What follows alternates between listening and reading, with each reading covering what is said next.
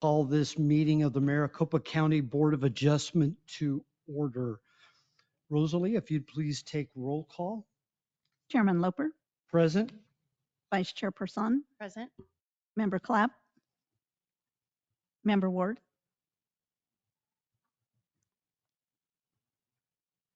Member Ward, can you hear us?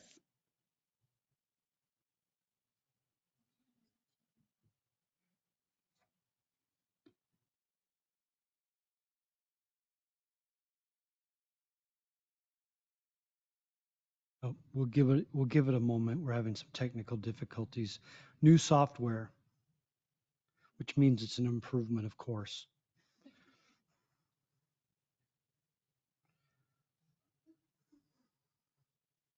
Yep. Yeah, she's responding to my text.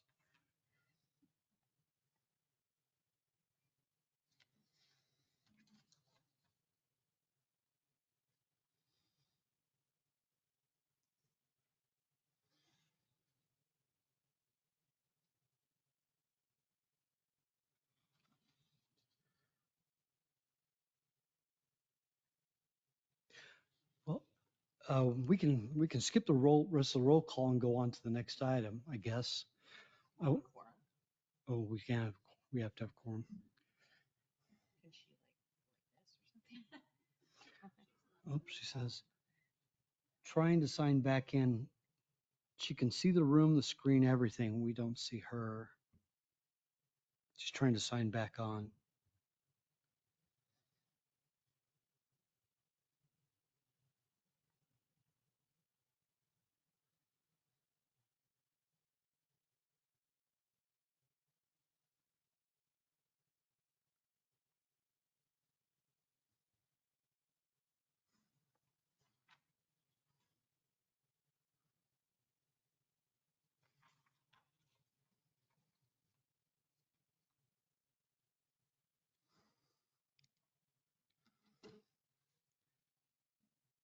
Darren, did you bring your harmonica?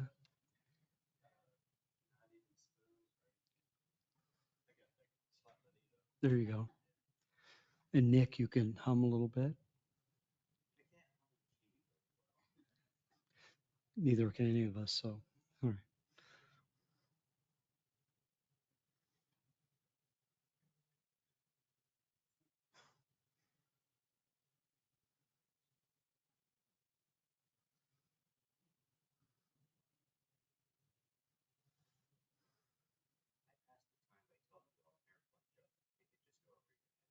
Ooh.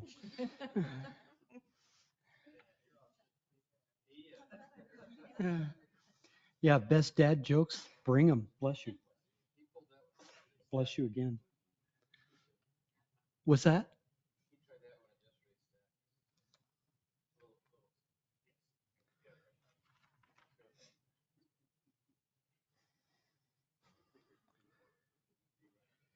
Now saying camera open in another program, shutting down and trying again. So it might be a few minutes. Yeah, let's do that. Go ahead and phone. Should we have phone me or phone you, Darren?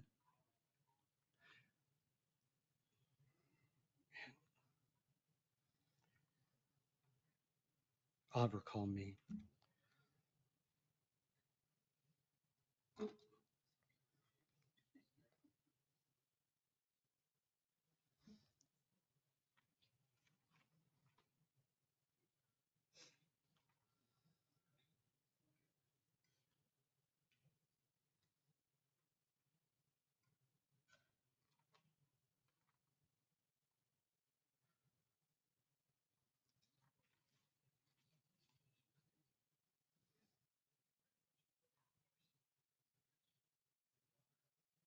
Hmm.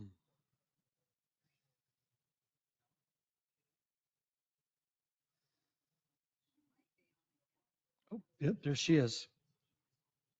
Member Ward? Here, present. All right. All right, Chairman, we have a quorum. Awesome.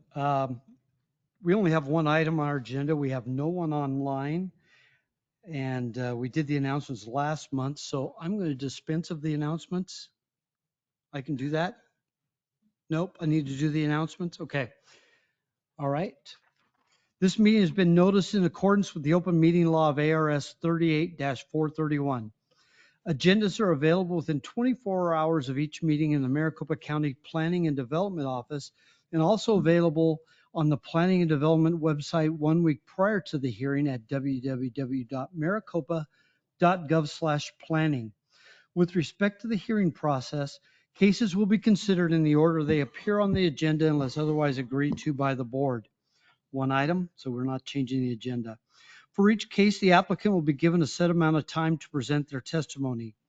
Any witness wishing to give testimony on a particular case shall notify the board of such interest. This shall be done by filling out a speaker's card if you're here in person, like this one I'm holding up, or registering a desire to comment on the published agenda. Also, at the appropriate time for each case, the chairman will ask those attending in person and online who wish to speak to a case to raise their hand by clicking on that icon on the webinar screen. Rosalie, do you need one of these for the applicant? No. Okay.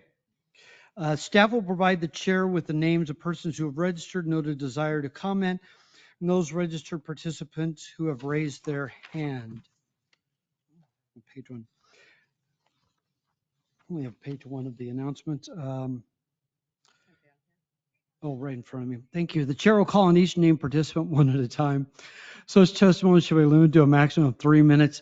However, the actual amount of time allowed for testimony shall be at the discretion of the board chair. The chair will conduct the hybrid in-person and virtual public hearing according to the bylaws and according to the rules established by the chair regarding public comment.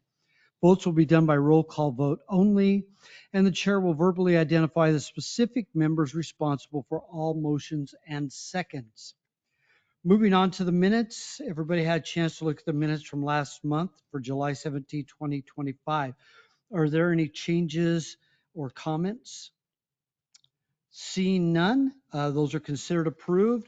Move on to staff announcements.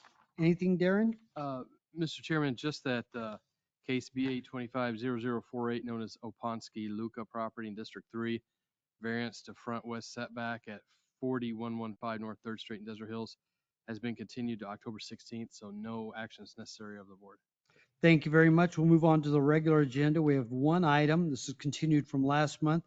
BA 250033, the Wiley property at 16832 East Hazeltine Way in the Gilbert area in District 1. Go ahead, staff. Thank you, Chairman Loper, members of the board. So case BA 250033 is a request for a variance to permit a private pickleball court on parcel 304-87056B, now with a setback of 12 feet from the north lot line, where a minimum of 20 feet is required in the R4 zoning district, as well as a variance to permit a 3-foot front setback from the north property line, where a minimum of 20 feet is also required. Per the first handout memo, the owner and applicant had previously requested a court-specific setback of 4 feet from both the north and the west lot lines, since the surfacing material for the court measures about 4 to 5 feet from both lot lines. The court had also included basketball hoops on either end, with the west side hoop measuring less than 5 feet from the west lot line. According to the owner, however, the west side hoop has since been removed since the July 17th hearing, and only the pickleball court markings and surfacing material remain. Staff's interpretation of setback requirements for a pickleball court is that setbacks must be measured from the court's baseline to the lot line, which would place the court just over 12 feet from the north lot line and just over 16 feet from the west lot line. The owner has informed staff that he can shift the court about 5 feet toward the east, which would negate the need for a court-specific setback variance from the west lot line. As such, only a court-specific setback variance of 12 feet would be required from the north lot line. Per the second handout memo, staff received an additional notice of opposition from the owner of the neighboring property to the west, and the neighbor's letter has been included with the memo. If the board finds the applicant has satisfied the statutory test, the grant of this variance will memorialize item A. Variance approval establishes a 12-foot setback for a private sports court from the north lot line for APN 304-87056B. And item B, variance approval establishes a 3-foot north property line front setback for APM 304-87056B. At this time, I'd be happy to answer any questions. Thank you, Nick. Are there any questions of staff from any of the board members at this time? Seeing shaking heads, no. I do just want to clarify, and good presentation. So right now, the request number 1 is not 4 feet, it's 12. Chairman Loper, that is correct. And then number 2, that 3 feet still remains? Yes. Okay. And, but the applicant has indicated that they could make which one 16? Number 2 or number 1? So Chairman Loper, currently interpreting the setback requirements as applying from the court baseline, which is, so to speak, the edge of the white markings for the pickleball court as seen on the site aerials. Currently, that measures 16 feet from the west lot line, and it's across the west lot line where we've received the opposition. Previously, the court had included a semi-permanent basketball hoop, which made it part of the court, and that's why there was such a small setback variance from before. That west side hoop has since been removed. So since the court marking, the pickleball court marking is the only permanent feature really left, that's set back 16 feet at this point. That's still 4 feet short of what's required, but the owner has indicated to us that he can shift those markings about 5 feet or so to the east, which would negate the need for a setback from the west, a variance to the setback from the west entirely. Okay, thank you. And just to clarify, it's not the slab that's at issue here. I mean, we all can have slabs in our rear yard, front yard, park on them, whatever. It's the setbacks measured from the marking, or if they had a low fence, like, or, you know, some structure associated with the sport or the basketball standard or something like that. That's where the setbacks measured from, correct? Chairman Loper, that is correct. And admittedly, the zoning ordinance doesn't specifically define how the setback is measured. And the zoning ordinance does mention a tennis court. It doesn't specifically mention a pickleball court. But the interpretation is that the setback regulation also does apply to a pickleball court. And in this case, because that white boundary marks the edge of the playing area for the pickleball court, that's considered the appropriate location from which to measure the setback to the lot line. And one more question for you. Last hearing, there was some mention about a wall that's along the property line, and that may need to be included in the variance. Has there been any discussion that may be upcoming or doesn't need to be included, or if it's a whole other issue, or? Chairman Loper, I'm not aware of any permanent improvements with regard to fencing or netting. The owner may be able to provide more context. I'm not aware of any. From what I understand, the only permanent improvements that are left with this court are, in addition to the slab, the court markings themselves, as well as, I believe, the basketball hoop on the east side still remains, but that's not a setback issue. Okay, thank you very much. Oh, yes, Vice Chairman Person. Nick, so if this particular house did not back to a street, what would the setback be required to be along that area? So with the north yard, it does effectively function as a rear yard with the improvements and whatnot. Because of Stacy Road to the north, it is technically a through lot, so that is considered a front setback. If it were a rear setback, it would be a 25-foot setback, but it wouldn't be an issue because accessory structures and uses may be permitted in a rear yard, but not a front yard. And that's why we've offered the variance to reduce the north front yard to 3 feet, which would be the de facto setback for an accessory use anyway, if it were a rear yard. Okay, thank you. Yes. And I have a follow-up to that, because we've talked about this before, but my memory's bad anymore. If they did a VNAE, vehicular non-access easement, along all or a portion of that north property line, would that negate it being a through lot, or is that a private matter that the county doesn't acknowledge? Mr. Chairman, yes, specifically the ordinance allows for through lots to have a vehicular non-access easement applied to one of the frontages, and that negates the frontage and is treated like a rear yard, as opposed to any other lot line where a VNAE would only control access and not change setback requirements. Would you mind going back to the aerial for this property? So it doesn't look like, so, but if they put a VNAE, and that, this may be new, yeah, the oblique right there, I like that. The other aerial that you just had. Yeah. So if they were to put a VNAE there, that would negate the variance potentially? Okay. All right. And then they don't need one they don't need one to the west now, correct? I'm sorry, could you repeat that, Chairman Loper? So if they did a VNAE along the north, Right. that would negate the need for variance request number 1. It would negate the need for variance request number 2 if they did a VNAE, because that would turn it from a front yard into a rear yard. It would not negate the need for variance number 1 because the court itself is subject to its own setback requirement, regardless of Oh, whether it's a okay. rear yard or a front yard. But that request has gone from 4 to 12, and the applicant would have to speak for themselves, has indicated that they could go up to 16. Chairman Loper, specifically the 16 feet was to the west, not the north. The 16, they can increase to over 20, but the 12 feet from the north would Oh, I remain the see. same. Okay. And that's why the variance still includes the 12 feet from the north. It was originally 4 for both.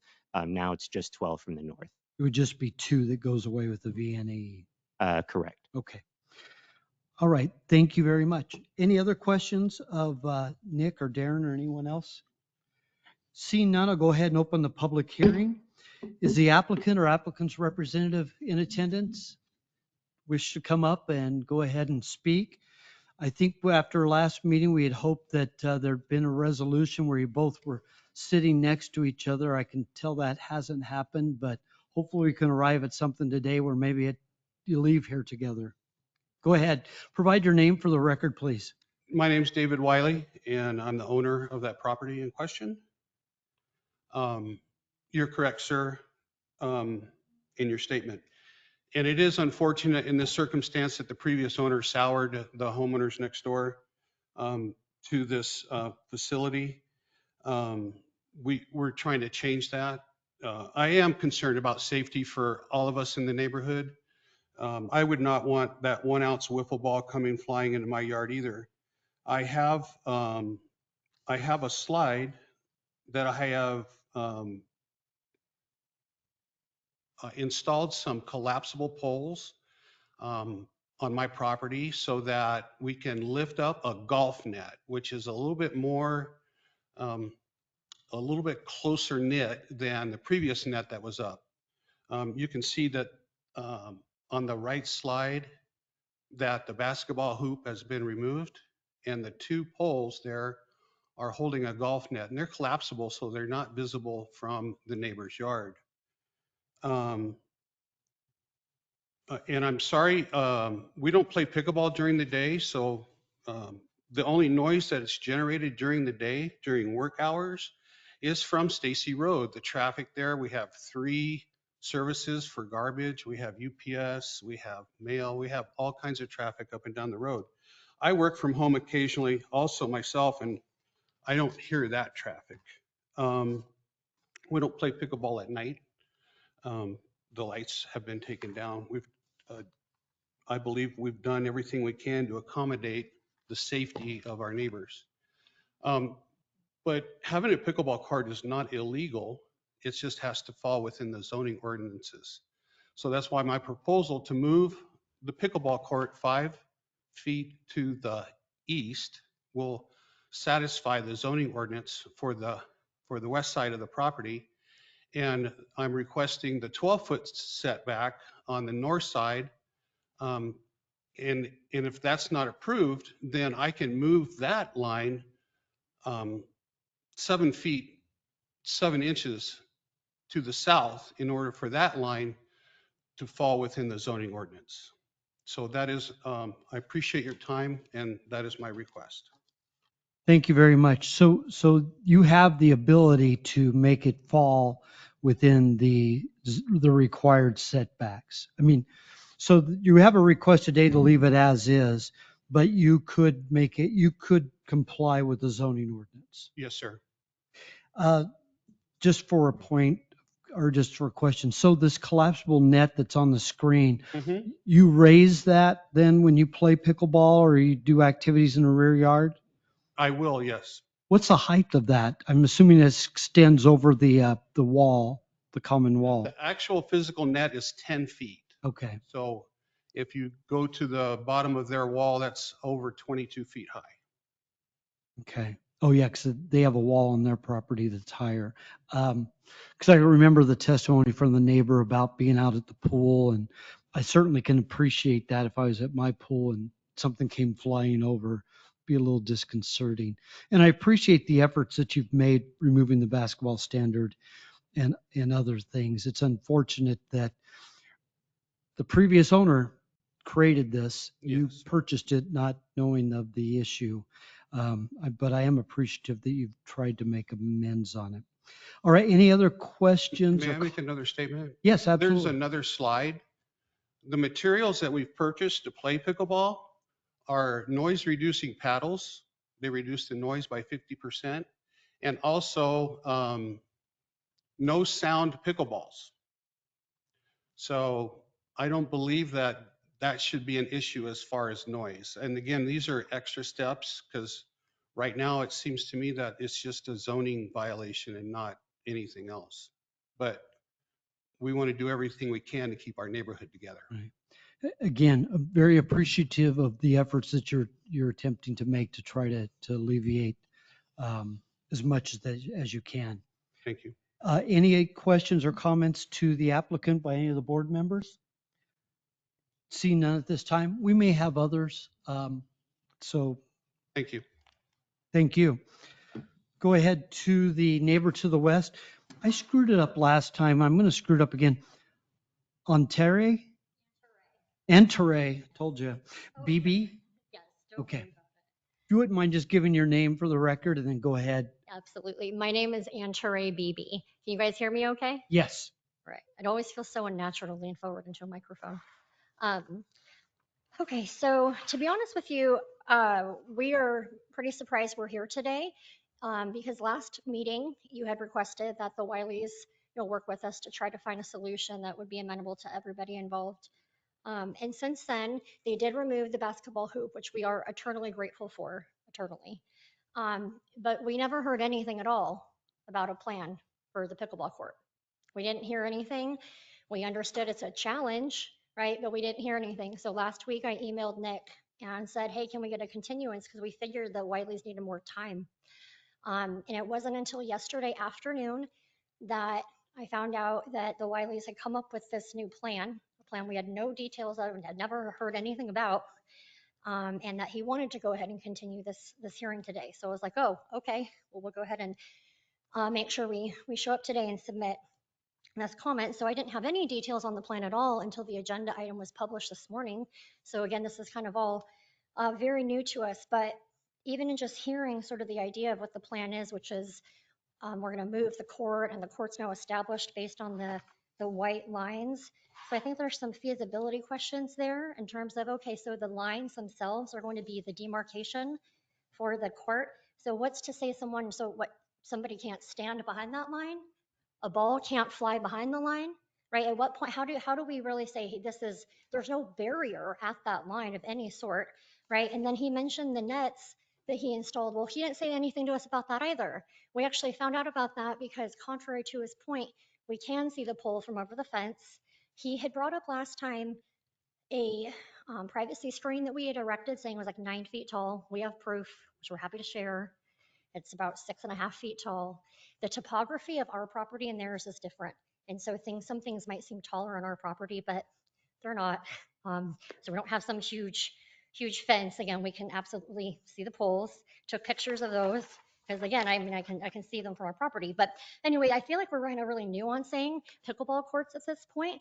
And also, I mean, even if we are going to nuance this, it's confusing. So how is this going to be enforced now? Who's going to say they're not going to be at that point? Where are they going to be at? And so we're concerned about that. This has become a civil issue, perhaps. We don't want this to become a civil issue. That's what we're here for, the zoning and the variance itself. When this all started, Nick had said, hey, review some previous cases if you want to know how this works. I did. I saw one from last July, the Schnell case. They had put in unpermitted shade structures, not a court, but shade structures. And they came in after the fact wanting approval. A neighbor said, hey, we don't like it. HOA said, no, we don't like it. And unanimously, this board said, no, we're not going to approve it. One of the members said, this is a blatant disregard for the county zoning. And by approving this would be rewarding negligent and bad behavior. And to that point, the chairman's mentioned a few times that they weren't aware when they brought this property, this variance need. That is not true. We have a voicemail, I'm happy to share it with you, from their realtor from back in May before they purchased the property, indicating they were fully aware they needed a variance for this court, not just for the lights, for the court itself. So I guess they figured maybe you just wouldn't care. Maybe they figured I couldn't take work off over and over to come down here and plead our case. Because all we're actually asking is that you just uphold the zoning ordinance the way it's written. We're not asking for special treatment, nothing like that. It was written a certain way for a reason. We are that reason. We have already experienced issues. They literally hit a pickleball into our yard the day after the last hearing. They said they wanted to test the net. Didn't communicate that with us. It wasn't until our dog ate it that we said, hey, can you not do that? We already communicated, the net doesn't work. So they continue not to communicate with us. They continue to tell you they didn't know, but they knew full well. All we're trying to do is request that you please just uphold the zoning ordinance the way it's written that everyone else is subject to. Thank you. Thank you. Any questions or comments? Vice Chairperson. Thank you for taking the time to come down and share your feedback. My question is, if I'm understanding this correctly, if Mr. Wiley were to move, restripe to meet the, dimensions that are required, he doesn't need a variance. So if he's saying he can do that, he can just do it. And I just want to make sure you totally understand that, because I do. both sides of this. And Yes, so if he restripes and then we start seeing footage, right, that they're playing past the restriping, that was a question actually presented to Nick yesterday afternoon, because this was all brand new, right? Again, we just found out about this. So, well, when they are, again, the court's still there, right? They have to physically move the net in the center as well. I guess, I don't know what the plan is there. I don't know. I don't know any of these plans really, but say they move everything, they restripe, they move the center net, all of that. So let's say they start playing on, the play stretches out a bit, right? It's hard to maybe control people sometimes when there is no barrier to say, oh, I'm not going to back up a few feet as I'm trying to hit it just seems pretty unfeasible. So I'm wondering, so when this isn't being upheld, who do I complain to then? Is that just a civil lawsuit? Those are not zoning complaints. I understand, right? The only obligation is to stripe Yep. to meet setbacks, whatever those are that the board grants. Yes. So if somebody steps outside the lines, Yep.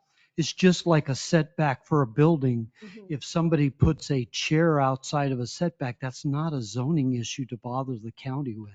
I agree. So I think the easiest way to resolve all of this is to not approve the variance. He just said he doesn't need it, right? He said he doesn't need the variance. So if he himself says he doesn't need it, it doesn't need to be approved. That also protects this long term. I understand he's willing to move the striping and put in and I appreciate him buying these other pickleball items, but who's to say, what if they sell the property, right? I don't know how long they're going to have it. What about the next owner? What do they do? At that point, is that some sort of gentleman's agreement? Are they like, I don't have to use these type of paddle balls and then we're back here, or I'm just filing a lawsuit? I don't really know. All I know is I think the easiest way to do this, because also if they actually follow the permitting process, planning and zoning would have denied it from the beginning. It never even would have been approved, right? So since they decided not to do that, they follow we're not going to ask permission and just do forgiveness later. That's why we're all here. So if we just say, no, we don't grant the variance, then, right, it's not a zoning problem. At that point, it's strictly a neighbor issue. It's strictly civil, right? yeah, we can only weigh in on whether a variance is granted or not. So I think we're on the same page with that. Yes. And yeah, I understand that. I know you can't prove, and he could do whatever he wants on the court after this. I totally understand that. It's just having it on paper to say, okay, this isn't going to be, I think there's that official language that it would then place into, what is, trying to pull this out here. That it would then obviously make it allowed legally to have this variance approved, which of course, right, is what we're trying to not have. The only thing I'm asking is to not have the variance approved. Anything above and beyond that is strictly between me and the owner. Completely understand. Thank you. Any other board members have any comments or questions? Thank you very much. We may have more. And for Nick or Darren or Max or somebody, I maybe overstated the obligations of the county, but, or maybe I didn't, but could you speak to what's enforceable, given it, whatever action it is? It's just really where the lines are, correct? Mr. Chairman, that's correct. There's nothing in the, we have no control over anything except for the location of the court, not where someone may play on their property. Or a ball lands or anything else like that. So I just want, whether it's granted or not granted, for everybody to understand that those are not code enforcement issues. Okay. All right, this is a public hearing. Do we have anyone else in attendance in the audience who wishes to speak on this? Seeing none, anyone online that popped up? No one online. No one online. I'll go ahead and close the public hearing and turn this over to the board for discussion and or a possible motion. This is in District 1. We do not have a representative right now from District 1.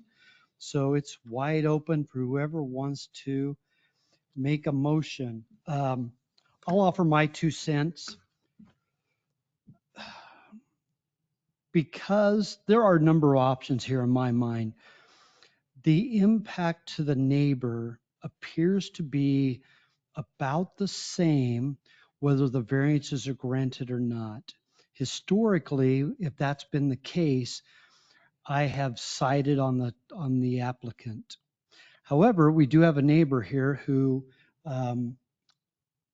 is aggrieved against, and we have an applicant who said that they can operate if they don't get the variance and if they conform with the zoning ordinance. So I think I'm inclined more towards not granting it, but I'll wait and see what happens with the other board members. Vice Chairperson. Yeah, I agree with you. I think I can personally see the case for a peculiar condition on the north setback because, and I consistently feel this way when there's a lot that has, a road on the back or whatever. But I think that, given the opposition, and your willingness to be able to modify the lines, my recommendation would be to move forward to deny it and let you put them in without needing the variance. Is that a motion, or Member Ward, did you want to make a comment? No, I was hoping that was a motion. I'll rephrase it that way. So I move that we deny case BA 250033. We have a motion for denial by Member Vice Chairperson. Do we have a second? Second. We have a second by Member Ward. Rosalie, when you get an opportunity. Member Ward, Yes. Vice Chairperson, Yes. Chairman Loper. Yes. Chairman, we have a motion for denial by a vote of 3-0.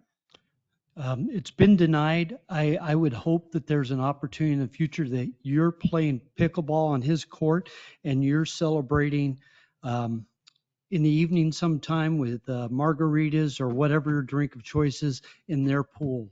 I hope that somehow you guys can work this out and not in a civil court. Thank you very much. We have no other items on the agenda. Anything, Darren? Mr. Chairman, just to let you know that Member Cardin has resigned. You're going to have a new member on board next month. Adam Baugh, I heard. That is correct. Yes. Back to another zoning attorney. That's right. Had him before. All right, we'll go ahead and adjourn. Thank you, everyone, for your time and attention.